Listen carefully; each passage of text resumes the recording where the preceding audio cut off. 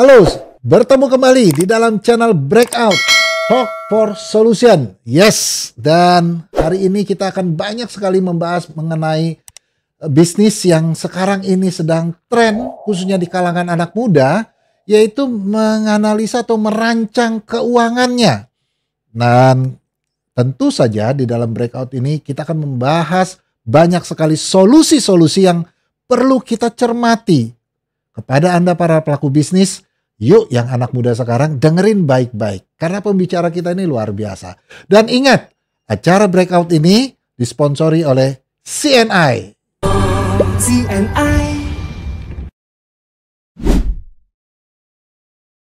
Yes, CNI bukan MLM lagi. Bye-bye MLM. Dan kita sudah bertransformasi menjadi mix marketing konsep. Baik, kita akan membahas banyak sekali topik-topik yang terkait tentang masalah keuangan di dalam bisnis kita. Dan hari ini saya memiliki narasumber yang ganteng banget ya. Dan masih still young, masih anak muda yang sudah menjelajah berbagai bisnis yang ada. Namanya saja ada nama mumpuni, berarti orangnya sangat mumpuni ya. Dan beliau adalah, saya kenalkan sedikit ya, dengan berbagai pengalamannya. Beliau adalah founder dan CEO Finansialku.com. Ya, coba dicek Finansialku.com supaya Anda langsung subscribe ya daripada Finansial.com ini. Kemudian juga pernah menjalankan sebagai operational manager di CV Surya Citra. Tentunya pengalaman di dalam masalah-masalah bisnis produksi ini sangat mumpuni juga. Dan juga senior business development Bank ENZ. Ya, di perbankan juga beliau sudah banyak sekali belajar dan mendapatkan banyak sekali ilmu. Sekarang sudah menjadi seorang founder dan menjadi konsultan keuangan. Siapakah dia? Ya, kita perkenalkan langsung saja. Inilah brother saya, Melvin Mumpuni. Waduh, halo, thank you ya. Mantap. Thank you, terima kasih brother Melvin yang sudah hadir di dalam acara breakout kami. Satu kehormatan bagi saya bisa ketemu brother yang, waduh, ini benar-benar loh, saudara-saudara, ngundang brother Melvin ini nggak sembarangan ya, susah loh ya. Jadi kita akan menimba banyak ilmu. Ini ngomong-ngomong nih, boleh dong ya. Gimana nih? Mungkin bisa sambil berkenalan. Kenapa sekarang tertarik untuk menggeluti dunia keuangan? Karena dari nama. Dari nama. Iya, nama itu membawa doa ya kalau kata Cak Lontong kan. Iya, tahu nggak? Melvin Mumpuni. Iya, kalau Mumpuni itu nama family dari orang tua, dari papi gitu, diturunkan dari papi. Ya Mumpuni bahasa Jawa lah, semua bisa gitu. Semua bisa ya bahasa Jawa, saya benar. Asal dari Pekalongan, saudara-saudara, pantas Mumpuni ya. Oke. Nah tapi kalau nama Melvin itu ada doanya. Oh ya, apa itu? Jadi waktu kecil itu nama pemberian dari nenek. Ya, jadi waktu mami waktu hamil itu udah lihat, wah ini anak ini kayaknya besarnya cocoknya ngomongin keuangan deh. Dikasih nama Melvin. Udah dari awal udah ngomongin keuangan dari lahir tuh. Ya, jadi Melvin tuh ada singkatannya. Melnya adalah melek. Melek. Finnya adalah finansial. Wow, cocok banget ya. Bisa sama, bisa ketemu, bisa gitu ya. Bercanda. Aduh, kamu namamu apa, Al? Waduh, kamu udah dilulus-lulus jadi apa waktu itu? Ya. Inilah namanya doa. Ya, dan kita sekarang ini sedang mendoakan Indonesia supaya para pebisnis kita berkembang. Ya, rasanya di Indonesia itu kayaknya spirit entrepreneur itu agak kurang ya. Mungkin ada pandangan khusus dari brother. Mungkin ya. Sebenarnya nggak kurang sih. Karena saya lihat ya Pak ya. Anak-anak muda itu. Kemarin saya baru datang ke sebuah konferensi. Konferensi itu judulnya tuh ujung-ujungnya digital. Oke. Jadi di sana itu saya lihat seribuan orang.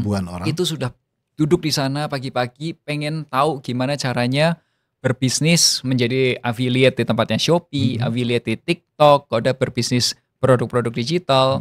Produk digital itu seperti ada audiobook, ada e-book dan lain sebagainya. Nah, wah itu yang di panggung itu semua ngomong minimal 100 juta per bulan. Di panggung itu, anak muda 100 juta per bulan? Ya minimal paling kecil, itu yang paling kecil. Wah. Ya, ada yang nyulap rumahnya disulap menjadi studio TikTok. Tahu nggak studio TikTok yang jualan? Oh ya, dibikin sekarang ya, lagi ya. tren ya. Ya Bun, 100.000 dua loh Bun, gitu ya, gitu-gitulah. Ah. Nah itu disulap gitu semua. Saya sebagai datang nonton, lihat amazing ya. Ini dunia yang berbeda dengan dunia yang biasa saya temui gitu. Gue bilang, wah sudah sejauh ini ya. Dan itu jumlahnya 1.000 pun masih ada yang ngantri di bawah.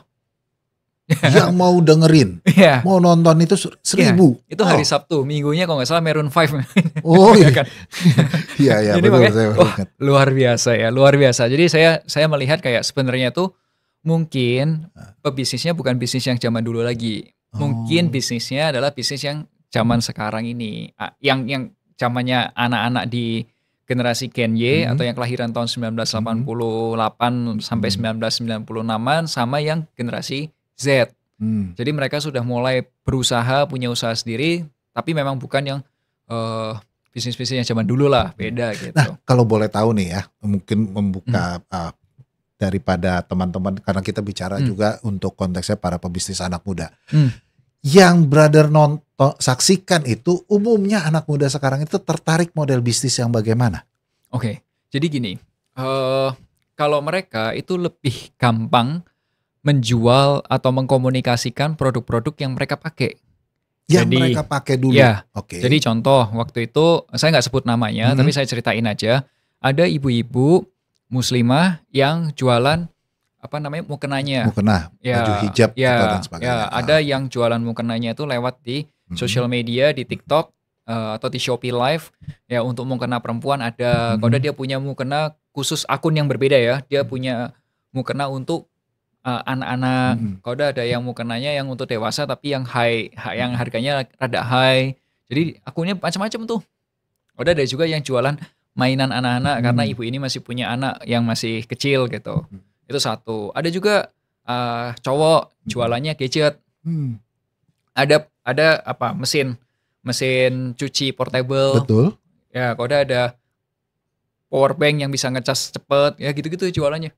Jadi yang cukup simpel ya sebenarnya ya. Mereka menjual produk, ada yang membuat, tentunya bukan mereka yang membuat. Mereka nggak jago produksi. Mereka nggak jago produksi, tapi mereka jadi resellernya, menjualnya. Betul. Dan ini diminati banyak anak muda. Mereka semua datang ke sana berbayar. Itu acara 500.000 minimal masuk. Wow. Nggak murah loh. Nggak murah untuk datang acara itu. Ini sesuatu kemajuan lah, saya boleh lihat bahwa anak muda kita haus untuk menjadi seorang entrepreneur. Ya, jadi entrepreneurnya itu modelnya yang sekarang yang mungkin boleh dibilang entrepreneurs yang digital gitu ya. Ya, artinya menggunakan media digital. Oke.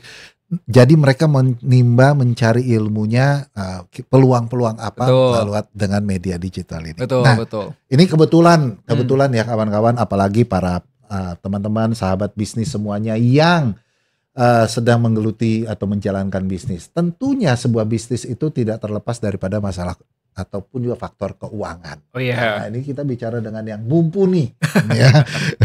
Sang mumpuninya di sini. Nah, ini masukannya. Karena banyak sekali anak muda sekarang ini, nggak tahu saya di benak mereka kira-kira melihat bisnis itu, tentu kan bisnis itu ada perlu modal, perlu operasional, perlu biaya promosi.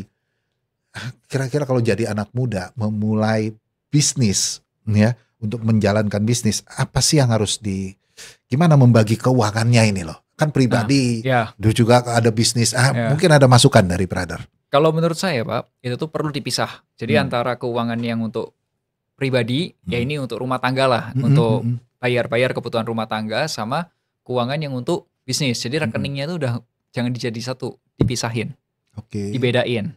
Nah, rekening bisnis idenya itu untuk kebutuhan bisnisnya. Rekening pribadi keluarga itu untuk kebutuhan keluarga. Nah, terus dari bisnis ini gimana kita dapat untung sebagai pelaksananya, sebagai entrepreneursnya, kita dapat untung dari mana? Satu, dengan sistem gajian boleh. Kedua, dengan sistem bonusan boleh. Atau digabung. Sistem gajian? Ya. Maksudnya sistem gajian artinya kita ngambil gaji, kan saya entrepreneur deh. Ya, entrepreneur itu perlu menggaji dirinya sendiri.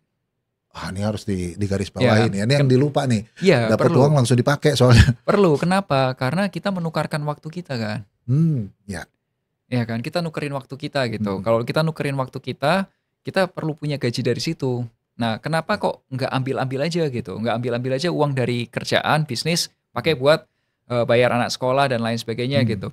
Kalau bisnisnya mau bertumbuh dengan serius, mau diseriusin permainannya, kalau itu diambil itu risikonya gede. Contoh, hari ini ada penjualan, ada orang jual gitu, ada orang beli, ada orang beli. Total penjualan hari ini, katakanlah bisnisnya rumah makan deh, kantin-kantinan gitu. Katakanlah hari ini omsetnya 2 juta. Itu omset 2 juta, bukan untung 2 juta. Betul sekali. Ya. Karena apa disebut omset sama untung? Karena kalau ketika omset 2 juta, besok kan harus beli daging ayam, masih beli telur. Balik lagi itu barang dibeli lagi kan begitu. Kan kita kan harus beli modal telurnya, sayurnya, dagingnya. Jadi 2 juta itu nggak bisa tuh. 2 jutanya langsung diambil buat uang sekolah anak. Ya kalau diambil nanti besok nggak bisa belanja. Warungnya nggak bisa buka lagi. Nah, kalau yang bisa diambil berapa? Ya 2 juta itu kan setiap hari kan ada, misal let's say setiap bulan, oke digaji berapa deh, bisanya 4 juta. Vin, tapi kok digajinya cuma 4 juta ya, kurang gitu. Oke, gimana kalau misal gini, kamu maunya digaji berapa sih kalau kerja? Oke, katakanlah gajinya maunya 10 juta. Tapi karena kantin kamu masih kecil atau mungkin bisnismu masih kecil, cuman bisa bayar 4 juta, gini aja. 4 jutanya cash, 6 jutanya dianggap utang kepada direksi. Utang gaji terhadap direksi. Nanti kalau bisnisnya udah untung, utangnya dibayar dulu. Baru selisihnya untuk bonus-bonus. It's fair, right? Ya. Jadi harga kamu kerja tetap sama loh, enggak. Kamu mau kerja di perusahaan lain di harga segitu 10, kamu kerja di perusahaan kamu pun 10, tapi ini dianggapnya utang. Nah, kalau bisnis kamu punya utang, ya biasanya entrepreneurs akan lebih semangat untuk cari kerja lagi, cari apa revenue-nya atau jualannya dinaikin, atau mungkin ada penghematan atau ada strategi bisnis yang lebih keren. Jadi supaya tumbuh kan omset atau pertumbuhan. Nah, itu yang akan mendrive orang kerja dengan benar. Itu salah satunya. Jadi harus digaji. Harus digaji. Ini menarik ya. Tadi yang kedua apa? Setelah kita harus memilah mana untuk gaji kita dan mana untuk mungkin dipakai sebagai operasional, begitu maksudnya. Ya, jadi yang untuk bisnis sendiri, yang untuk rumah tangga sendiri, jangan dicampur dulu. Jangan dicampur dulu. Yang kedua, paling nggak punya catatan keuangan. Uang masuk, uang keluar. Catatan keuangan. Ya. Harus disiplin. Perlu. Paling nggak tahu uang hari ini tanggal sekian. Misal ini kita podcast di tanggal 6 ya atau 5 gitu 6. Nah, pemasukan kita hari ini berapa? Pengeluaran kita, maksudnya pemasukan dan pengeluaran di bisnisnya kita. Jadi kembali lagi contoh, misal bisnisnya mukena gitu. Nah, hari ini penjualan ada berapa? Catat aja penjualannya apa. Kalau misal memang mau lebih rinci, produk apa yang laku, karena mungkin kalau mau kena mungkin ada produknya beda-beda kan, ada itemnya variasinya apa ya. Nah, tapi kalau saking malesnya tulis atasnya doang, ya udah gitu, itu paling saking malesnya. Nah, udah pengeluaran kita hari ini apa, ada nggak? Misal ternyata ada, ternyata waktu live TikTok kita bayar host, nah hostnya harus dibayar hari ini, berarti ada pengeluaran untuk host TikTok gitu, ya itu ditulis. Jadi kita bisa tahu, bisnis kita tuh secara revenue bertumbuh nggak. Terus kemudian dibandingin sama biaya kita, ya biaya modalnya kita itu berapa sih untung bersihnya sebenarnya? Atau untung kotornya dulu berapa sih? Nah, kalau ada biaya operasional. Nah, kalau dari biaya operasional itu seperti apa? Nah, itu yang akan sangat membantu. Contoh ya, waktu itu salah satu teman sih sebenarnya, itu karena profesi kami di Finansialku tuh lebih banyak ke keuangan individu dan keluarga, bukan keuangan bisnis. Tapi ini karena bisnis teman, kita ngobrol-ngobrol lah. Jadi waktu itu dia bilang, Vin kok perasaan jualanku omset naik ya, tapi kok profit bawahnya ya. Itu paling sering tuh. Itu menarik. Nah, gitu ya. Punya catatan nggak? Belum ada, ya udah catat sebulan. Ketika dicatat, ternyata COGS-nya dia itu sudah lebih dari 50%. COGS itu ada biaya modal. Jadi kalau misal bisnisnya kantin, ya modalnya apa? Ya telur, ya sayuran, bahan bakunya beras, gitu-gitu. Itu bukan orang loh ya, tapi untuk bikin makanannya sendiri gitu. Ternyata udah 50%. Nah, terus habis itu kita lihat nih, kita bagi, coba kita breakdown deh, kita bagi-bagi, kita pilah-pilah gitu. Mana sih makanan yang paling laku kemudian kan dari volume kan kelihatan kan kalau laku tuh mana yang paling jualnya yang paling banyak gitu. Terus mana yang revenue paling gede. Jadi udah laku, revenue gede. Maksudnya misal nih, kalau misal jualan mie goreng, ini yang paling laku, harganya satunya 15.000. Nah, itu paling gede.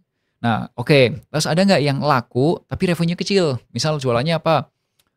Es teh manis. Es teh manis pasti gede. Yang kecil tuh misal kayak es teh tawar. Ayam goreng. Oh, ayam goreng. Laku, tapi dia nggak bisa jual lebih tinggi-tinggi gitu. Karena kalau ketinggian nggak kebeli kan. Laku, tapi ininya tinggi. Oke. Ada nggak yang nggak laku tapi marginnya tipis banget atau untungnya kecil banget? Ada nggak? Nah, udah kita petain tuh. Sama yang nggak gitu laku tapi marginnya gede. Oke. Nah, kita banding. Oh, kalau yang nggak laku amat, terus marginnya tipis, kita hilangin. Udah nggak usah jualan itu lagi. Nggak usah jualan itu, karena itu kan akan mengurangi. Ternyata si kantin itu masih memproduksi yang nggak laku dan marginnya kecil. Ya, kan nggak sadar. Nggak sadar begitu. Nggak sadar. Oke, nggak ada sadar. Ya, nggak laku tuh bukan berarti nggak enak, tapi bisa jadi nggak cocok sama market situ. Gitu. Betul. Ya. Nah, itu berarti lepasin dulu. Nah, sekarang nih yang laku banget tapi marginnya kecil karena ya tadi jualan ayam gitu. Itu kan ayam aja modalnya udah berapa, udah mau dijual berapa gitu. Nah, ada nggak misal nego sama supplier. Jadi negonya misal, sebulan aku mau ambil sekian kilo ya, cuman bisa kasih price-nya segini nggak? Oh ya, oke. Jadi kita ke supplier jangan, kan biasa harian tuh, belanja lagi. Kalau ini coba dinegosiasikan, oke. Itu kan salah satu teknik. Tapi kalau nggak punya catatan, kita nggak bisa melakukan itu. Kita nggak ngerti. Benar gak? Kita nggak ngerti mana yang laku, mana yang enggak, untungnya gede yang enggak, nggak ngerti. Kalau kita nggak ngerti, kita nggak bisa nego mana nih. Paham, ya. Ya dengan kayak gini kita breakdown semua, kita ngerti. Oh, berarti kalau sama yang misal nih cabenya naik, ya udah bisa nggak kita nego deh, atau ada nggak kemungkinan cari vendor yang berbeda untuk jualan cabai ini, ada nggak cabai merah? Gitu. Itu kan salah satu strategi karena kita lihat. Saya memang karena orang di industri keuangan pasti lihatnya data ya. Ngomongin data. Jadi saya harus lihat ini loh pengambilan keputusan kita karena ada ini gitu. Nah, gimana ini menarik ya karena beberapa usaha apalagi juga teman-teman sahabat pebisnis yang muda-muda ini pasti ujung-ujungnya masalahnya di modal. Oke. Modal ujungnya ada utang. Mau cari utangan nih. Nah, jadi kadang-kadang ya ini yang bikin akhirnya bisa drop, bisa bermasalah. Mungkin brother punya tips untuk kali ini nih. Kalau ngutang gimana nih gitu. Jadi gini sebenarnya, boleh nggak sih berbisnis itu ada pakai menggunakan utang gitu. Kalau menurut saya, yang saya pelajari dan saya lihat di market ya, di pasar modal Indonesia, itu bisnis gede semua utang. Iya, konglomerat semua utang loh. Come on, man. Ya jangan gatal-gatal sama utang, semua juga pada berutang gitu. Saya kasih negara aja berutang. Ya. Perusahaan yang salah satu perusahaan yang paling besar di Indonesia di pasar modal itu adalah Bank BCA. Iya. Itu aja punya utang. Itu aja punya utang. Oke. Bank kan bisnisnya ngutangin. Tapi ada nggak bisnis yang bukan bank tapi ngutang? Astra? Utang. Ya pasti. Ada. Jadi sebenarnya kalau ditanya utang itu boleh atau enggak, jawabannya boleh. Nah, caranya gimana? Nah, ini cara mengamatinya gimana? Ya, mainnya gimana? Ya, betul. Kalau menurut saya sih gini, pertama pastikan itu mampu bayar cicilan sama pokoknya dulu. Okay. Nah, itu bahasa teknisnya namanya debt capacity ratio. Tapi bahasa intinya gampang gini, kamu bisa bayar cicilannya nggak? Bayar cicilan itu apakah ambil dari nanti revenue dari bisnis, padahal kan kita baru mulai nih atau baru bergerak lah gitu kan ya. Atau kita pakai dana simpanan kita, cadangan kita. Harusnya dari bisnis. Tetap dari bisnis. Bisa nggak bisnisnya nutup itu? Kalau nggak ya itu jangan, karena itu belum gini. Saya pernah satu panggung sama Pak Sandiaga Uno. Nah, beliau tuh mengatakan gini, pebisnis itu adalah orang yang berani ambil risiko, tapi risiko yang terukur. Nah, kalau risiko itu belum bisa kita makan, jangan dimakan dulu. Bukan berarti itu jelek, tapi kita belum bisa. Nanti kalau kapasitas kita tambah gede, kita bisa makan itu. Jadi kita makan risikonya kita gitu. Kalau misal ternyata dengan kondisi baru mulai tidak bisa bayar bisnisnya, cari pendanaan yang lain atau jenis utang yang berbeda. Contoh, konsinyasi, titip jual. Jadi kita ke supplier, titipin barangmu dong. Tak pajang, tak jualin dulu. Nanti ketika ini laku, misal nih madunya laku, aku bayar kamu ya. Tapi aku nggak bisa bayar dulu di awal nih. Kasih tempo lah, sebulan 2 bulan boleh nggak? Itu diutangin. Oh, itu sistem bentuk hutang yang bercara berbeda nih ya. Itu utang. Itu sebenarnya hitungannya hutang itu ya. Utang, tapi nggak ada bunga. Ada juga yang kedua gini, misal bisnisnya makanan, kita belum ada modal gitu untuk beli makanan apa macam-macamnya, open PO. Gue mau bikin nih, misal ayam galantin. Nih kayak gini fotonya, gini. Mau pesan nggak? Pesan nggak? Yuk bayar dulu. Oh, dikumpulin dulu. Kekumpul misal ada 10 gitu, ada 10 yang mau beli ayam galantin. Satu ayam galantin tuh satu ekor itu katakanlah 150.000 gitu. Kumpul 1,5 juta. Ya udah, belanjain, bikin, masak, udah kirim. Itu diutangin juga. Customer ngutangin kita. Itu ngutang. Itu cara utang yang berbeda ya. Menarik karena ternyata orang bayangannya utang itu ke bank. Ya, kalau one day memang bisnisnya lebih gede dan memang butuh bantuan perbankan atau misal contohnya kredit usaha rakyat itu nggak apa-apa.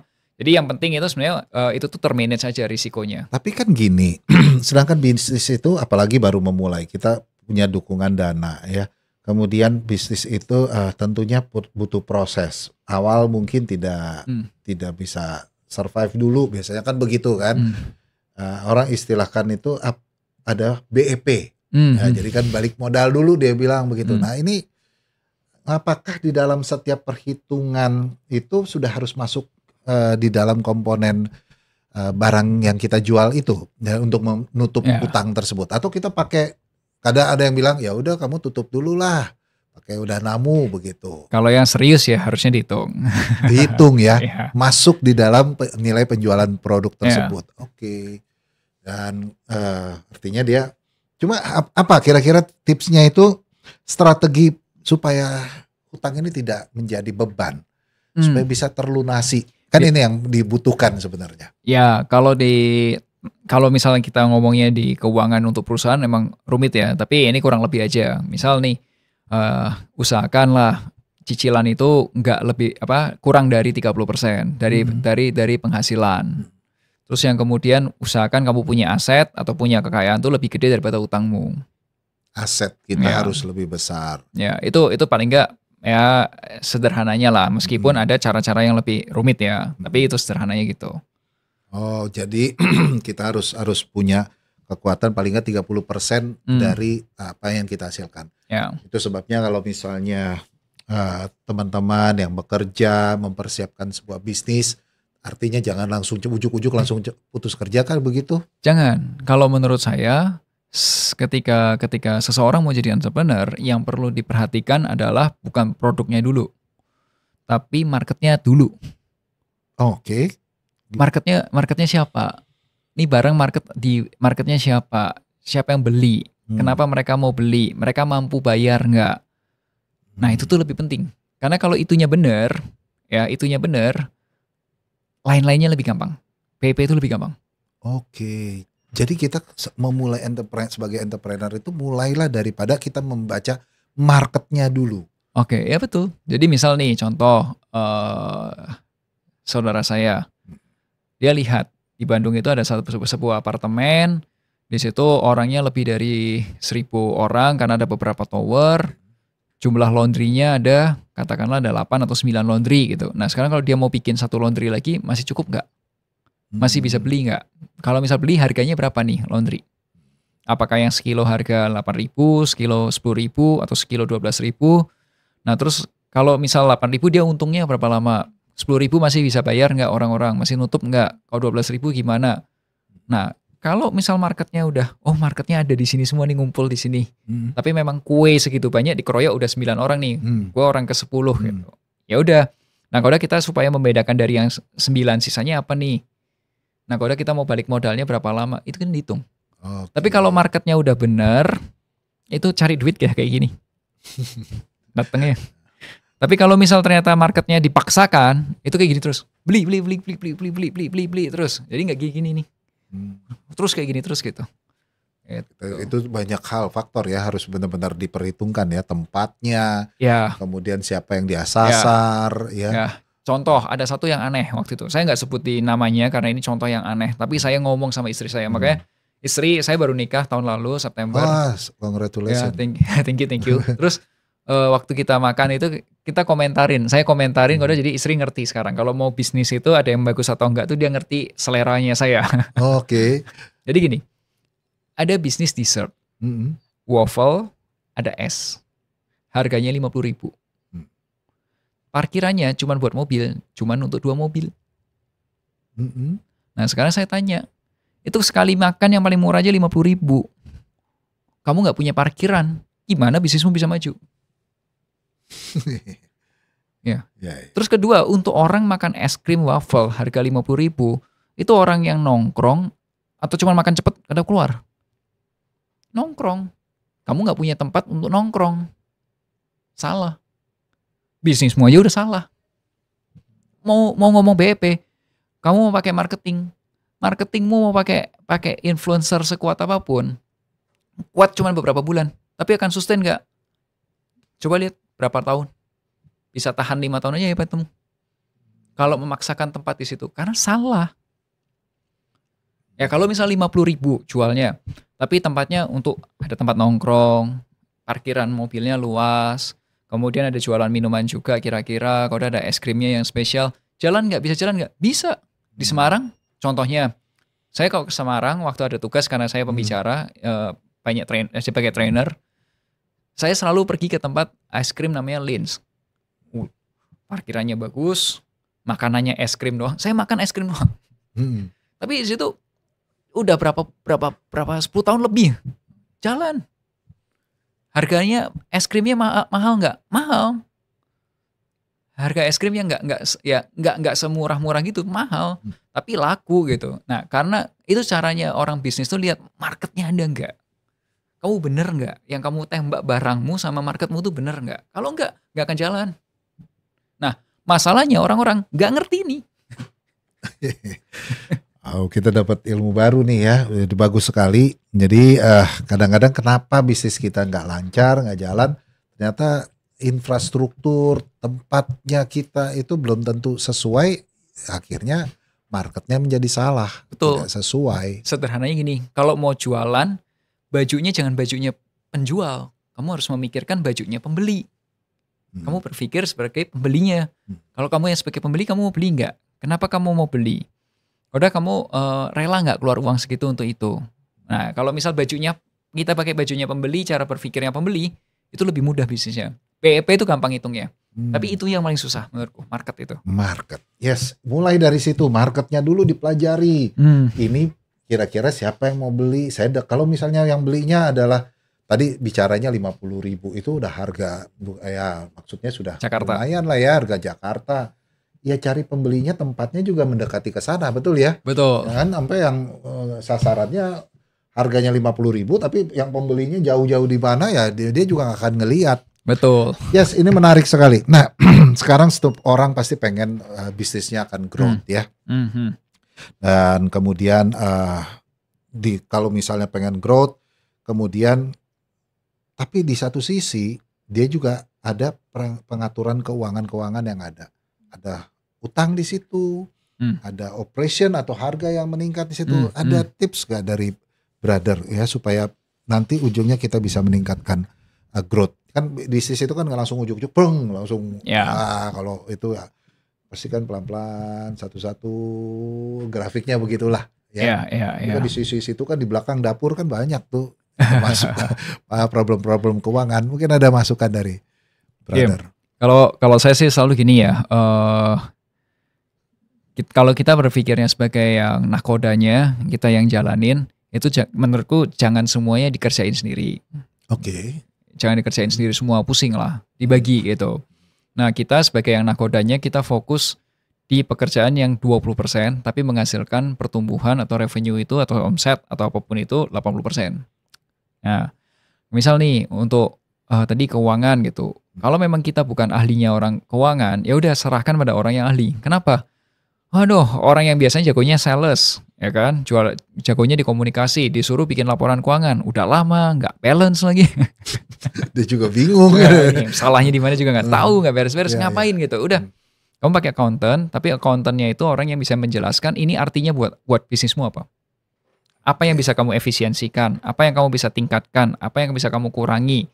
Nah, kamu ngobrol sama orang itu, bayar nggak apa-apa, tapi beres gitu. Nah, kalau udah kamu fokusnya di mana? Kalau kamu memang spesialisnya di sales atau mungkin ada orang yang jagonya di marketing, copywriter gitu. Gimana caranya copywriternya ini bisa membantu meningkatkan penjualan? Nah, seperti itu. Nah, kalau menurutku sih, jadi harus dibagi gitu. Tapi memang harus ada orang keuangan yang memang jago untuk kasih tahu ini bisnisnya seperti apa. Nah, kedua untuk pertumbuhan bisnis itu ada yang bertumbuh secara organik, ada anorganik. Organik itu apa? Misal nih, kalau bisnis kita, katakanlah bisnis kita rumah makan gitu. Simpelnya, organik itu apa? Ya penjualan di store ini meningkat. Itu organik. Organik gitu, digedein gitu. Nah, kalau pertumbuhan anorganiknya gimana? Ya, jadi gini, bisa nggak kita acquire sesuatu? Acquire tuh kita bisa beli deh, ada nggak? Oh ternyata di tempat sana ada, di kota lain tuh ada sejenis mirip kita, tapi kayaknya orangnya udah males jalanin nih, kita beli aja deh, udah beli gitu. Nah, dengan permainan beli perusahaan itu salah satu pertumbuhan tapi anorganik. Anorganik itu ya. Ya, jadi misal nih, contoh lain misal nih ya, sebentar. Salah satu pebisnis yang sering belanja, ini karena informasi publik saya bisa kasih tahu. Salah satu konglomerat Surabaya namanya Pak Hermanto Tanoto. Itu yang punya Avian. Dia punya Avian, dia punya Cleo, punya hotel, punya apalagi Mansun dan lain sebagainya. Banyak banget itu bisnisnya. Nah, sekarang coba, kalau bisnisnya cat apa hubungannya sama air minum? Avian cat sama Cleo. Nggak ada hubungannya. Tapi mungkin diminum juga. Ya, tapi Pak Hermanto beli saham, beli perusahaan air minum pada saat perusahaannya masih kecil dibeli. Karena Pak Hermanto merasa ini bisnis bisa bertumbuh, dibeli. Nah, sekarang Cleo juga sudah ada di Bursa Efek. Avian Cat juga udah ada di Bursa Efek. Perusahaannya gede-gede semua. Nah, itulah cara Pak, salah satu cara lah menurutku Pak Hermanto kaya. Itu salah satu pertumbuhan yang namanya tapi dia beli terus dia kembangkan, dia punya idenya dia. Kalau pemilik lamanya mungkin belum bisa berkembang ya. Jadi harus dikembangkan. Pertumbuhan anorganik yang sekarang lagi ngetren juga nih. Ini informasi terbaru hari kemarin saya baca di berita. Tapi ini katanya masih kabar burung, tapi sudah masuk di berita-berita mainstream. Wah, apa itu? Merger itu penggabungan dua perusahaan. Gojek dan Grab. Wah. Ini sekarang fenomenanya memang kolaborasi menjadi sesuatu yang kompetisi tapi jadi kolaborasi sekarang. Betul. Itu adalah salah satu yang katanya adalah yang beli adalah yang Grab, di merge. Jadi Grab bisa makin gede marketnya di Indonesia karena dia beli kompetitornya dia. Nah, itu salah satu pertumbuhan anorganik. Contoh, tadinya market share, saya nggak tahu market share itu kira-kira dalam 100% pasar di Indonesia, Grab itu menguasai berapa, Gojek menguasai berapa, itu market share. Nah, saya nggak tahu market share Grab itu sekarang berapa, Gojek berapa. Let's say, katakanlah 40-40, yang 20 yang lain lah gitu ya. Nah, dengan Grab makan Gojek, dia bisa menguasai 80% langsung market Indonesia. Ya iyalah, dua yang paling besar di Indonesia itu. Nah, makanya itulah pertumbuhan anorganik. Nah, kalau misal dia menguasai 80% market, revenue naik nggak? Jelas naik. Pasti. Jelas naik. Jadi perusahaan bagus. Tapi ini problemnya adalah teman-teman yang mungkin para pelaku bisnis di sini kan memulai dari bawah begitu ya, apalagi kelas UMKM lah. Gitu. Ini gimana kira-kira untuk mengelola keuangannya ini? Gitu ya. Itu tadi yang pertama perlu punya catatan keuangan. Kalau nggak bisa bikin sendiri, pakai cara lain lah. Mau paling murah caranya adalah hire anak SMK atau hire anak mahasiswa suruh bikin laporan keuangan sederhana. Udah, terus kalau udah belajar gimana arti angka-angka itu apa. Itu udah pertama. Nah, kedua, kalau ambil keputusan sesuatu, misal mau ambil utang gitu, minta tolong. Ini kalau ada utang cicilan segini nanti laporan keuangan saya seperti apa? Itu namanya proyeksi. Kita proyeksikan. Nanti efeknya tuh kita simulasikan lah. Kalau misal kamu harus bayar utang nanti kayak gini. Kamu lihat angkanya dulu nih. Oke nggak? Kalau nggak oke, risikonya belum bisa kamu makan, jangan dimakan. Kalau kamu merasa, oh ini gampang gitu, segini doang bisa lah, nggak apa-apa kamu makan risikonya. Gitu. Seperti tadi kata Pak Sandiaga Uno. Oke. Itu jadi yang saya tangkap nih, laporan keuangan tuh harus ada sebagai pelaku bisnis ya. Jangan pakai kira-kira, jangan pakai di awang-awang begitu ya. Kalau mau gede harus ada. Gitu.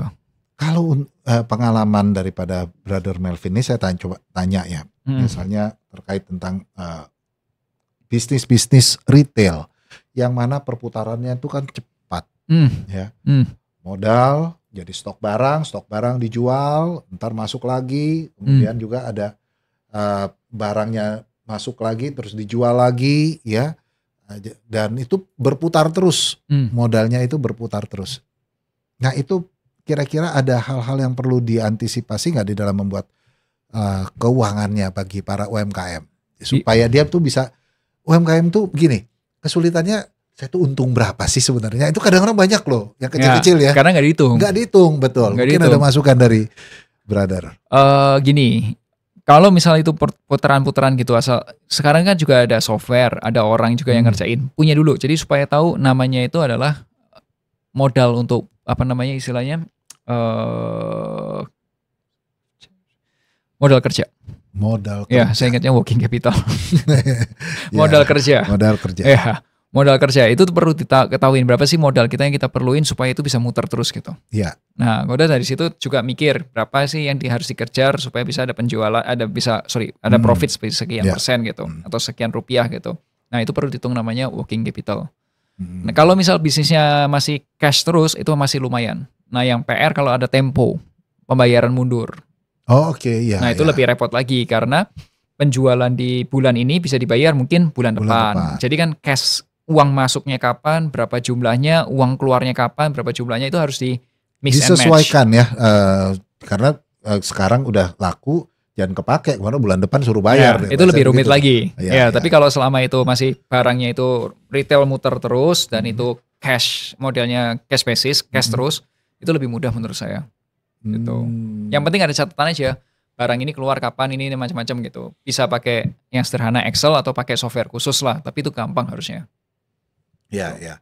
Ini para pelaku bisnis nih harus disiplin lah ya. Jangan sampai karena kan pelaku, mohon maaf ya teman-teman, apalagi yang masih skala UMKM begitu, masih skala kecil itu, kalau nggak disiplin dari sekarang mengatur keuangannya, saya pikir nanti ke depannya Anda kan merasa kerugian, kepake uangnya, nggak tahu berapa, untungnya berapa. Kadang-kadang banyak loh yang nggak ngerti, saya tuh untungnya berapa sih? Ya udahlah, saya ambil aja dari situ. Padahal tadi prinsip saya dengar dari awal itu adalah pengusaha mesti dapat gaji. Digaji. Anda itu pengusaha harus digaji dari hasil revenue daripada penjualan para sahabat bisnis semua. Jadi kalau misalnya saya boleh digambarkan ya, Brother, ini pemilik bisnis ini kira-kira ukuran berhasil membangun bisnis, kacamata dari keuangan. Nah, ini menarik. Ukurannya tuh, Anda tuh on the track nih, bagus. Menurut Brother gimana? Ini saya kasih, mungkin kalau bilang sukses bisnis banyak orang bilang ya, banyak versi ya, tapi saya mau kasih point of view atau sudut pandang dari, ini kalau corporate finance nih, orang-orang kalau yang digaji CEO, mahal tuh ngitungnya gimana sih gitu. Sebagai contoh, ini sambil saya lihat data, nanti mungkin bisa ditampilkan juga. Itu, kayaknya datanya belum yang ini di sini. Oh, bukan yang ini, bukan. Sebelumnya ada? Gak ada, yang isi gak ada kayaknya. Oh, belum ada. Ya, ini saya kasih. Belum, balik dulu yang lain. Nah, jadi gini. Bank BCA itu punya presiden direktur atau CEO, Chief Executive Officer, itu namanya Pak Yahya Setiatmadja. Beliau itu jadi presiden direktur BCA itu di tahun 2011. Di tahun sebelumnya, beliau adalah seorang direkturnya BCA, tapi bukan presiden direktur. Nah, saya ngitung per beliau jadi presiden direktur 2011. At that time, BCA sudah ada di Bursa Efek Indonesia tahun 2011. Pada saat itu, BCA itu dihargai kurang lebih nilainya itu 15,5 miliar US dollar. Atau kurang lebih dengan kurs pada saat itu sekitar 9.000 perak, itu BCA itu dihargain di harga 139 triliun. Betul. Artinya di tahun 2011 kalau ada orang punya uang 139 triliun, dia bisa beli. Mau beli BCA semua nih. Betul. Bisa. Itu pada saat itu. Itu titik di tahun 2011 Pak Yahya jadi presiden direktur BCA. Dia pegang kapal segede 139 triliun. Nah, tahun 2025 ini informasi yang saya terima, beliau akan pensiun dan akan menjadi komisaris. Tadinya presiden direktur atau CEO, dia akan jadi komisaris. Nah, nilai BCA yang tadinya 15,5 miliar US dollar, sekarang itu nilainya sudah 70 miliar US dollar. Wow. Dengan kurs sekarang harga 16.000, harga BCA itu sekarang sudah 1.120 triliun. Kapal yang tadinya 139 triliun dikejar dari 2011 sampai 2025 termasuk Covid, itu sekarang nilainya sudah 1.120 triliun. Artinya apa? Pak Yahya dan manajemennya pastinya bekerja kurang lebih 14 tahun, itu kenaikan perusahaannya itu meningkat 8 kali lipat. Jadi kalau ada orang yang invest 100 juta 14 tahun lalu, sekarang nilainya udah 800 juta nih. Nah, itu point of view atau sudut pandang kalau kita lihat kalau CEO ini benar atau sukses atau enggak gitu. Itu seberapa besar nih kamu mau bawa ini gitu. Ada nggak yang nilainya turun? Ada. Ada nggak yang nilainya bertumbuhnya lebih dari Pak Yahya? Katakanlah nilainya bisa sampai 10-15 kali lipat. Ada. Ada nggak yang lebih bawah juga? Misal nilainya 7 kali lipat atau 6 kali lipat? Ada juga.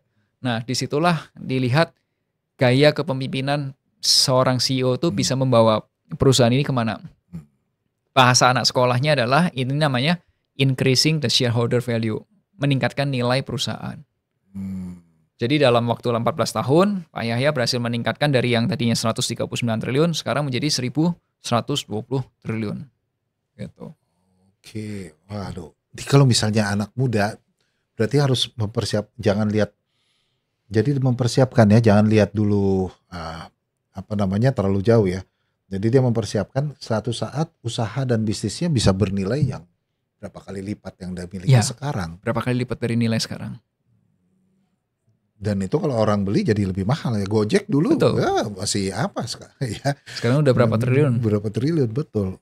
Wah, ini salah satu ukuran bagaimana kira-kira bisnis itu dikatakan berhasil atau sukses. Kalau menurut saya sih itu angka itu bagus ya.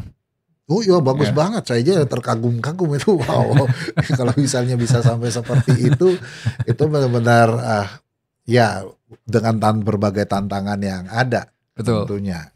Ya. Nah ini juga masih kita berbahas tentang masalah operasional ya.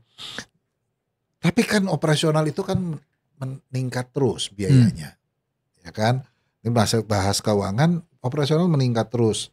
Nah kira-kira ada nggak cara kita untuk membedakan berdasarkan tingkat kepentingan kita ya di dalam mengatur biaya-biaya operasional kita? Karena saya lihat sekarang operasional mungkin dia menjual di dalam marketplace. Marketplace itu kan ada macam-macam. Oh nanti naik lagi nih, nanti adminnya naik lagi nih. Oh nanti kalau ini ada lagi biaya ini dan sebagainya. Itu kan bagian daripada biaya operasional. Mungkin ada tips dari brother untuk berdasarkan tingkat kepentingan kita apa sih? Yang harus diatur, dipikirkan. Nah, tadi menyambung yang tadi saya bilang, kalau misalnya kita punya catatan keuangan, kita bisa breakdown, kita tuh bisa tahu, oh ini tuh biaya yang pasti keluar, atau biaya tetap, fixed cost. Oh ini ada juga biaya yang variabel, setiap kali ada penjualan, biaya itu akan meningkat. Ya, kalau misal jualan makanan ya, setiap kali ada jualan mie goreng ya berarti ada mie-nya pasti meningkat lagi gitu, karena ada penjualan terus. Nah, kita bisa tahu tuh. Terus kemudian juga biaya operasional itu berapa. Nah, setelah kita tahu, kita lihat dong yang mana yang bisa kita efisiensi tanpa mengurangi fungsinya dia. Contoh ya, zaman dulu nih, kalau misal mau edit desain itu harus desainer yang jago banget gitu. Sekarang anak-anak muda itu ngedit itu bisa pakai menggunakan software namanya Canva. Terus kalau udah mau bikin ilustrasi itu di aplikasi Canva juga kita bisa ketik perintah, tolong buatin maskot yang gemoy-gemoy gitu, yang ngomongin gini gitu. Tiba-tiba dia bisa generate pakai artificial intelligence-nya. Nah, dengan biaya yang lebih murah, karena biaya berlangganan Canva itu lebih murah daripada hire orangnya langsung, misal. Atau juga untuk bikin copywriting, tadinya kita harus bayar orang khusus untuk bikin copywriting, tapi ternyata dengan teknologi kita bisa minta tolong ChatGPT lah, atau sekarang ada DeepSeek ya, atau Deep apa tuh udah langsung ketik langsung keluar. Nah udah deh, itu salah satu teknologi. Termasuk ya kalau misal biaya makanan gitu, kita ngerti kalau misal tadi bahan makanan itu bahan utama. Kalau kita punya catatan, punya angka, kita bisa lihat ada nggak sih supplier yang bisa menghasilkan lebih bagus dengan harga lebih diskon. Atau mungkin ada nggak harganya sama tapi ongkirnya lebih murah karena jaraknya kita lebih dekat atau lain sebagainya gitu. Nah itu salah satu cara menurutku kalau kita punya laporan keuangan kita bisa lihat mana yang lebih murah dan enggak. Termasuk produktivitas karyawan. Mana sekarang itu kalau di barat, di US dan lain sebagainya, mereka itu adalah yang terkenal itu adalah fast hire, fast fire. Ngambilnya cepet, ya, rekrutnya cepet, ngeluarinnya cepet gitu. Pokoknya cocok, lanjut, enggak apa-apa, lagi terus gitu. Jadi bisnis perusahaan besar banyak begitu loh sekarang. I think so. Ya cepet. Jadi dengan cara kayak gitu bisa menentukan orang yang memang cocok sama kitanya gitu. Itu salah satu cara juga menurutku. Jadi kita bisa lihat gitu. Oke, kalau misal bisnisnya kita lagi mulai, kita lihat usahakan fixed cost tuh seminim mungkin kalau bisa. Nah nanti kalau sudah variable cost-nya diusahakan kalau tanpa mengurangi kualitasnya ya tetap ya kalau misal bisa dihemat, tapi kalau enggak ya udah nggak apa-apa, fixed cost dikurangin dulu gitu. Oke. Nah ini tadi menarik ya, dia bilang bahwa anak muda harusnya sudah bisa menggunakan berbagai untuk mengolah bisnisnya pakai teknologi digital. Ya berbagai macam teknologi lah yang sudah ditawarkan kan gitu kan. Nah ini yang juga, tapi mereka itu suka bertanya-tanya begitu ya. Karena nih Indonesia, khususnya di Indonesia lah, itu akan mengalami berbagai ketidakpastian kanon katanya begitu. Secara ekonomi. Ya. Ada yang bilang ini daya beli sekarang sudah menurun nih. Bisnis apa? Mau terjun bisnis A, udah banyak pemainnya yang jadi di marketplace, semua perang harga, ya kan. Nah, kalangan para generasi muda ini, apalagi yang disebut dengan sandwich generation yang tertekan atas dan juga bawah, ini perlu kekuatan pemahaman untuk bisa bertahan. Bisa benar masih kuat untuk bertahan, apalagi untuk Gen Y, Gen Z dan sebagainya. Menurut pandangan Bro Malvin gimana? Mungkin kita lihat data ya, tahun 2025 nih Indonesia akan seperti apa gitu ya. Nanti coba sambilin datanya. Boleh, tolong. Nah kita cerita lihat nih. Nah ini tuh cerita tentang inflation rate. Inflation rate itu adalah tingkat inflasi di Indonesia. Ini datanya sama, cuman bedanya yang atas itu berdasarkan nilainya, ke bawah itu berdasarkan perubahannya aja. Datanya sama. Nah coba kita lihat dari 2024 itu yang awal tuh 0,04 biru. Kalau yang di bawah garis 0 itu minus itu warna kuning. Nah coba lihat yang 2024 dulu ya. Nah di tahun lalu itu tuh akhir tahun 2023 itu saya sudah bilang sama internal tim juga, hati-hati ya, tahun 2024 itu berat. Kenapa 2024 berat? Karena kita itu pesta pilihan presiden tuh atau pesta politik itu sepanjang tahun. Ya, 1 tahun. Dilihat bulan Februari itu adalah bulan untuk pemilihan presiden. Ya. Nah, di bulan Januari, Desember dan lain sebagainya itu uang pasti di bawah pasti beredar banyak. Ya. Pasti beredar banyak. Ya karena ada pemilu, ya karena ada saweran, ya ada macam-macam. Pokoknya uang beredar ada banyak. Nah, nanti sampai memuncak sampai satu titik, oke. Nah, waktu itu saya mikir ke tim, tapi tolong persiapkan kalau terjadi pemilihan presiden yang berikutnya lagi, karena kan tadi kan 3, bisa jadi kan dua periode gitu, dua kali gitu ya, 2 kali coblosan, tapi langsung menang waktu itu, oke, good.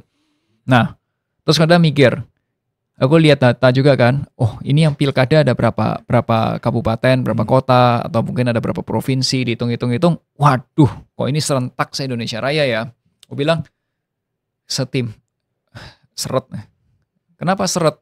2024 nih ya? Ya seret, aku bilang langsung seret. Waktu itu 2023 Desember aku udah bilang itu seret. Kenapa? Logikanya gini, kalau misal ternyata ada pemilihan pilkada dan lain sebagainya, orang yang bisnis itu biasanya akan wait and see, tunggu dulu, siapa nih yang mimpin?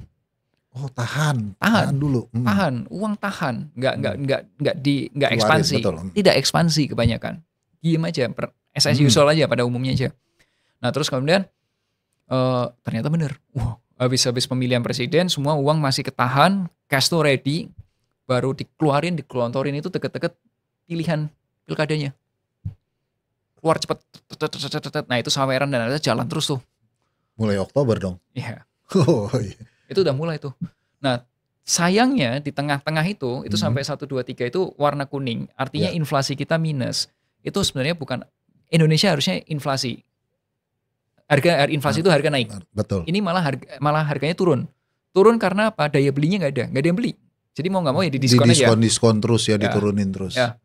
Termasuk itu waktu itu di tahun 2024 Indonesia itu adalah negara yang paling kena dampak dari pinjaman online ilegal di combo sama judi online, kurang lebih 900 triliun rupiah.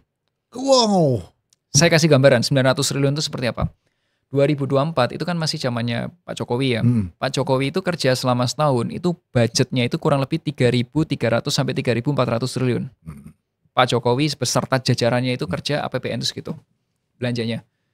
900 triliun itu putaran uang judi online, itu berarti kurang lebih hampir seperempat dari budgetnya Bapak Presiden. Itu kegedean.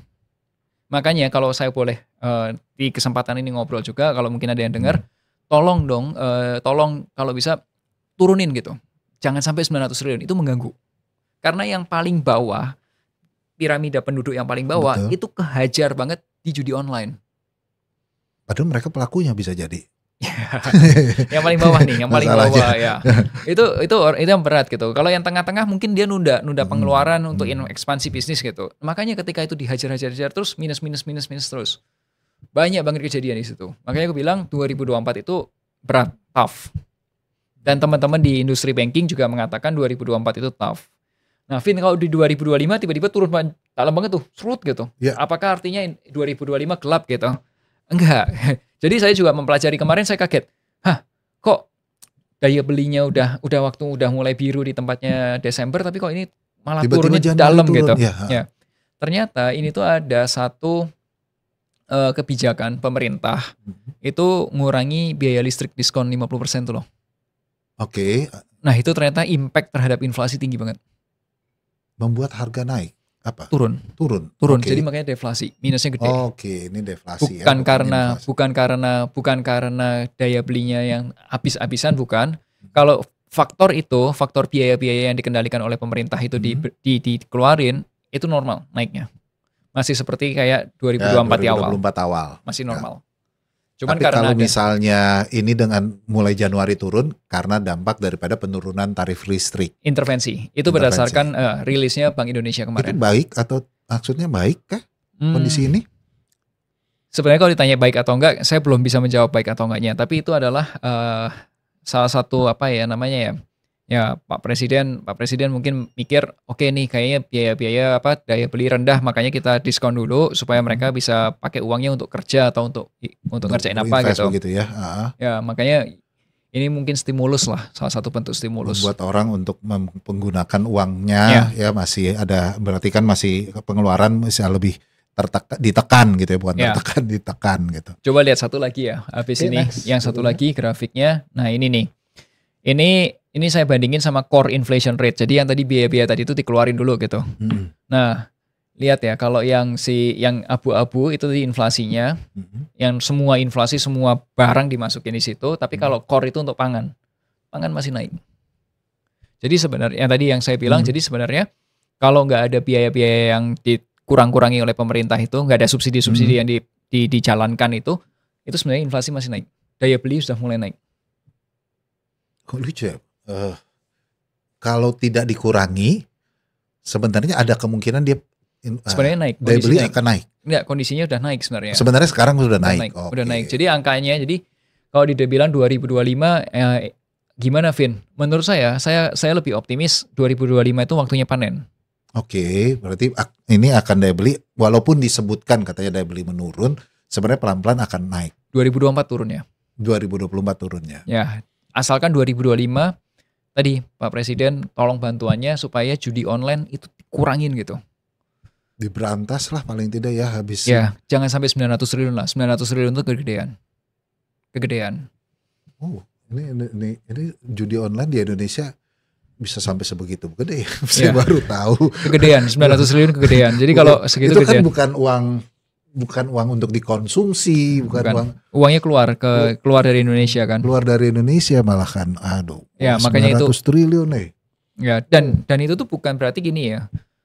Jangan dianggap gini, judi online tuh kan ambilnya kelas yang paling bawah, kelas menengah bawah. Ya itu nggak ngefek dong ke kelas menengah sama kelas menengah atas, ngefek dong. Kalau kelas menengah bawah nggak bisa makan karena judi online dia nggak bisa makan di warung, nih orang yang punya warung nggak bisa kulakan barang ke yang distributor. Distributor yang kecil nggak bisa kulakan ke distributor besar atau kulakannya turun. Distributor juga nggak bisa beli, nah itu naik dong. Kalau yang bawahnya dirusak ya ke atas akan rusak. Bukan cuma kalau bawahnya rusak ya udah bawahnya doang. Enggak gitu, itu kan naik. Roda ekonominya kan naik. Bang bener, ini faktanya bahwa salah satu penyebab itu judi online sampai 900 triliun itu berpengaruh juga besar ya di Indonesia. Terlalu besar. 900 triliun itu terlalu besar. Itu.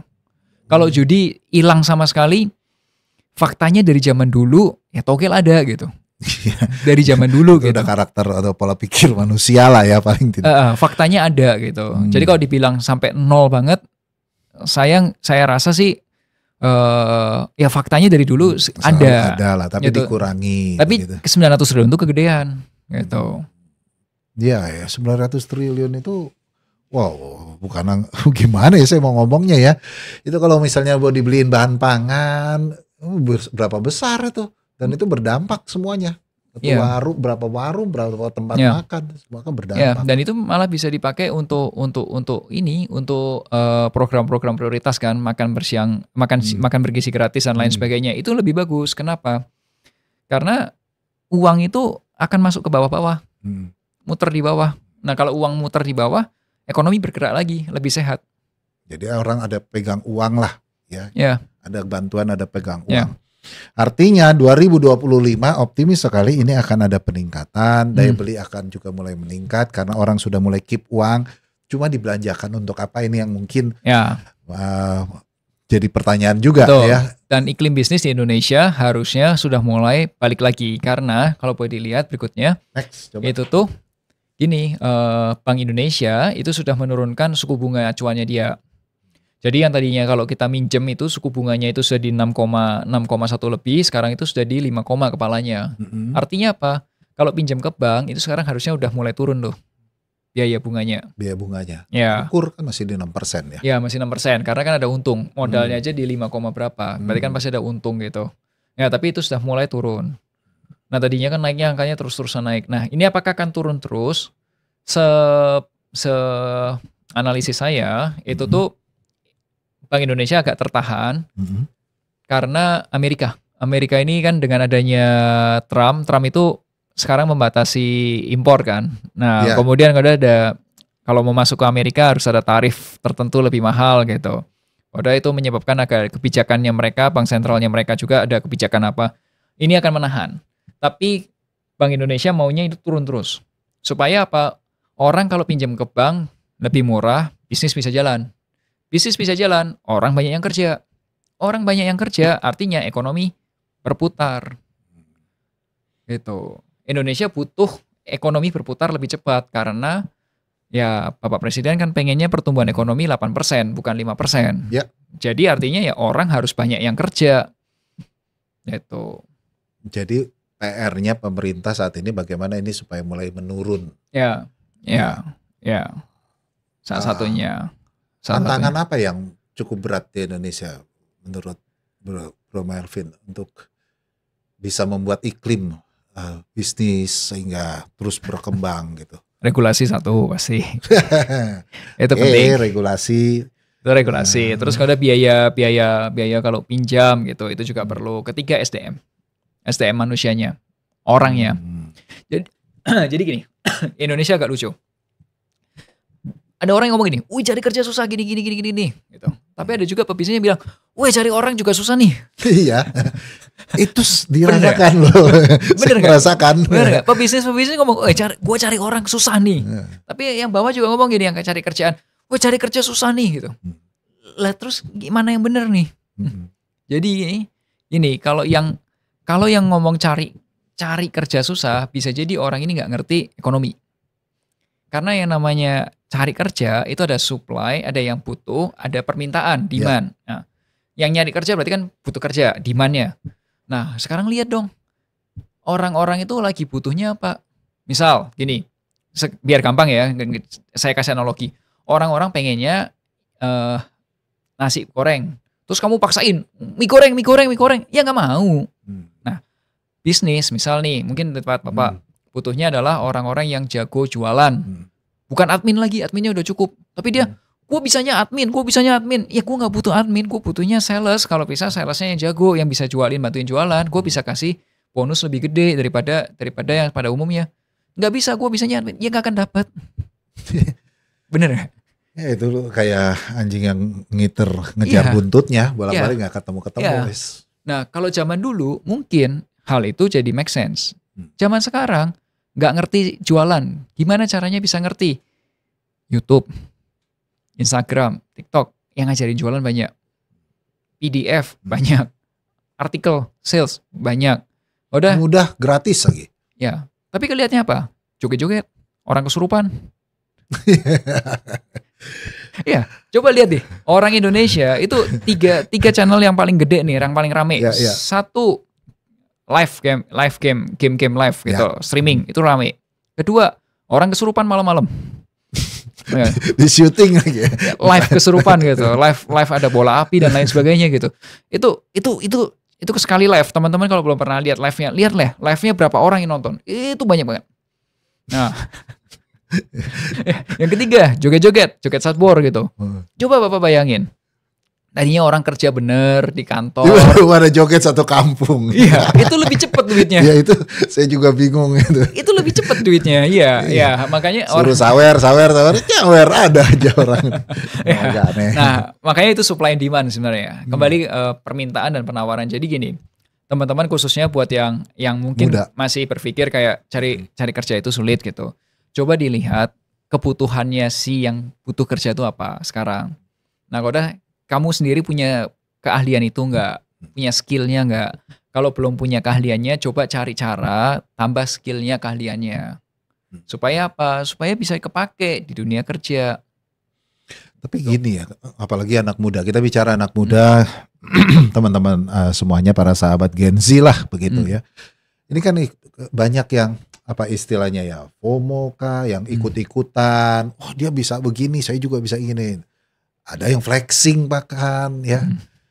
Nah ini mungkin juga bisa jadi closing juga nih ya, menarik.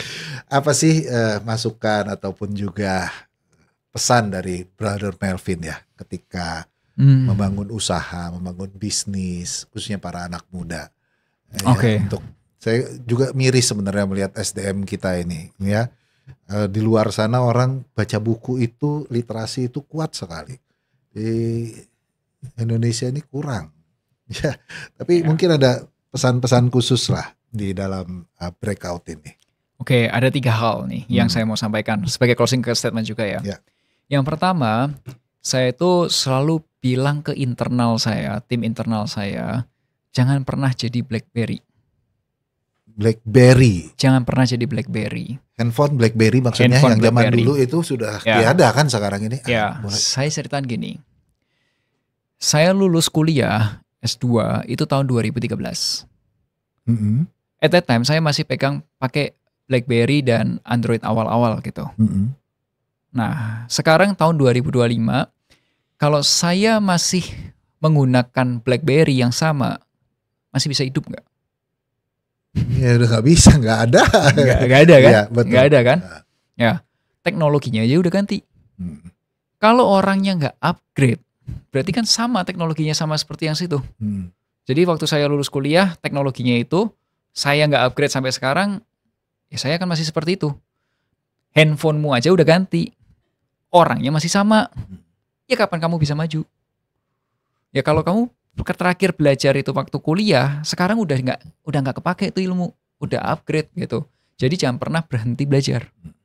Nah, itu yang pertama. Yang kedua, apa yang bikin seorang pebisnis menurut saya itu jadi nggak fokus gitu. Jadi gini, ini kesalahan yang pernah saya alami. Saya lihat orang lain, teman-teman pebisnis lebih sukses pada saya, dan jadi saya fokusnya sama orang lain. Lihat orang lain. Jadi benchmarking orang lain. Dan satu, itu menyebabkan kecemasan. FOMO tadi itu. Ya, coba deh. Misal, nggak usah orang lain deh, biar gampang. Misal nih, kita kakak beradik sama ada ipar gitu.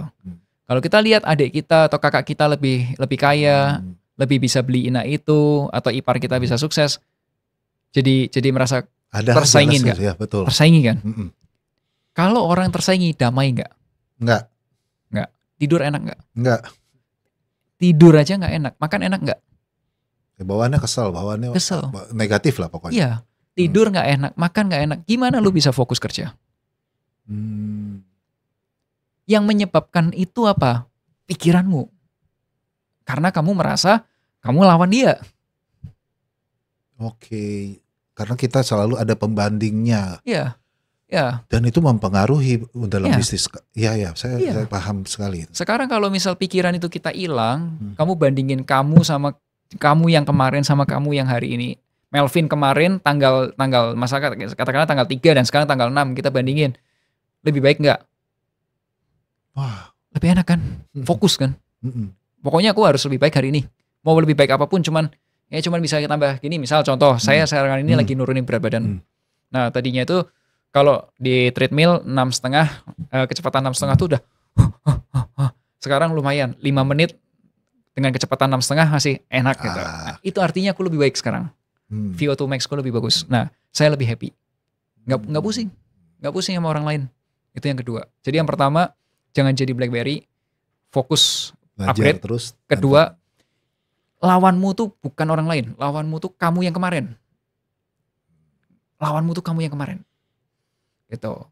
Nah, yang ketiga, gini, kita kan banyak hubungannya dengan keuangan gitu ya. Setidaknya upgrade lah, tahulah tentang keuangan. Paling enggak melek finansial lah. Melek finansial, oh ini menarik nih. Bisa jadi topik menarik nih, melek finansial. Oke. Terima kasih. Jadi 3 poin itu yang sebenarnya jadi closing statement juga. 1, jangan jadi BlackBerry. Kedua, jangan jadiin orang lain pesaingmu. Kamu lawan dirimu sendiri aja yang kemarin. Dan yang ketiga, ya kita harus melek finansial lah.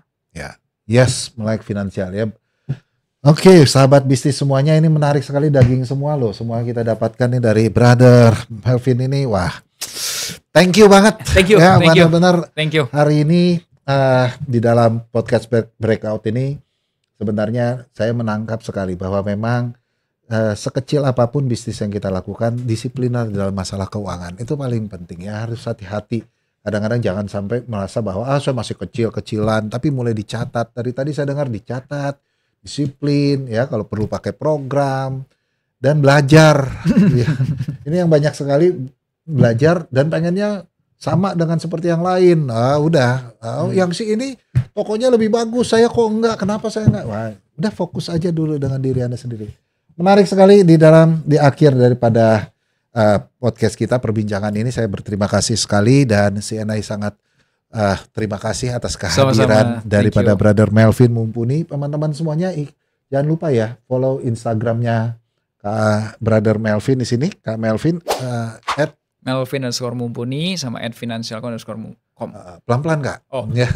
@Melvin_Mumpuni dan juga @financialco_com. Ya, itu di follow, ikuti, selalu dapatkan informasi-informasinya. Ya, dan juga teman-teman semuanya, Breakout ini juga ditayangkan di YouTube. Teman-teman bisa bertanya. Saya berharap juga Brother nanti mungkin kalau ada pertanyaan bisa menjawab ya di dalam sesi kita, di dalam membahas tentang, saya boleh katakan, melek finansial bagi para pebisnis. Thank you banget. Ya, terima kasih. Sampai ketemu lagi dalam edisi berikutnya Breakout. See you. Sukses selalu untuk Brother Melvin. Sama-sama. Thank you. Sampai ketemu.